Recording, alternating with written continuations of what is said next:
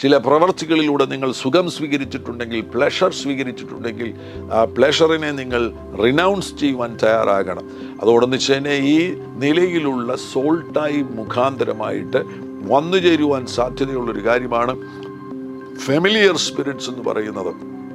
അത്തരത്തിലുള്ള ദുരാത്മാക്കൾ ഇതിൻ്റെ പിന്നിൽ പ്രവർത്തിക്കുന്നുവെങ്കിൽ ആ ദുരാത്മാക്കളെ യേശുക്രിസ്തുവിൻ നാമത്തിൽ ശാസിക്കണം. നിങ്ങൾക്ക് നഷ്ടപ്പെട്ടു പോയതിനെ പുനഃസ്ഥാപിക്കണം. റിസ്റ്റോറേഷൻ അവിടെ ഉണ്ടാകണം. നിങ്ങൾക്ക് നഷ്ടപ്പെട്ടു പോയതിനെ പുനഃസ്ഥാപിക്കുവാൻ തയ്യാറാകുക. ആവശ്യമില്ലാത്ത കാര്യങ്ങൾ നിങ്ങളിലേക്ക് വന്നിട്ടുണ്ടെങ്കിൽ അതിനെ തിരിച്ചു പറഞ്ഞു വിടുക.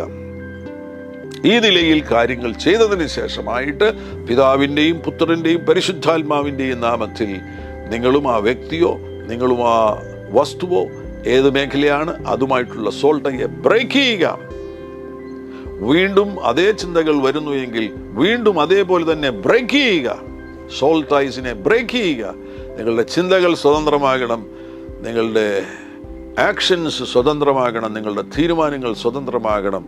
ഈ പറഞ്ഞതൊന്നും നിങ്ങളുടെ ചിന്തകളെയോ ആക്ഷൻസിനെയോ നിങ്ങളുടെ തീരുമാനങ്ങളെയോ സ്വാധീനിക്കുവാൻ കഴിയാത്ത നിലയിൽ സ്വാതന്ത്ര്യം സ്വീകരിക്കുവാൻ തയ്യാറാകണം. മരിച്ചവരെ നിങ്ങൾ സ്വപ്നത്തിൽ കാണുന്നുണ്ടെങ്കിൽ എപ്പോൾ നിങ്ങൾ ആ സ്വപ്നം കാണുന്നുവോ ആ സമയത്ത് തന്നെ എഴുന്നേറ്റിരുന്നതിന് ശേഷമായിട്ട് പിതാവിൻ്റെയും പുത്രൻ്റെയും പരിശുദ്ധാത്മാവിൻ്റെയും നാമത്തിൽ ഞാനും ആ മരിച്ച വ്യക്തിയും തമ്മിലുള്ള പ്രാണബന്ധത്തെ സോൾട്ടയെ ബ്രേക്ക് ചെയ്ത് പ്രാർത്ഥിക്കുന്നു എന്ന് നിങ്ങൾ ആവർത്തിച്ച് അങ്ങനെ പ്രാർത്ഥിക്കേണ്ടത് ആവശ്യമാണ്. ചിലപ്പോൾ വീണ്ടും കണ്ടെന്നിരിക്കാം. അതിനെ വീണ്ടും ഇതേ പ്രാർത്ഥനയിലൂടെ ആ സോൾട്ടയെ ബ്രേക്ക് ചെയ്യണം.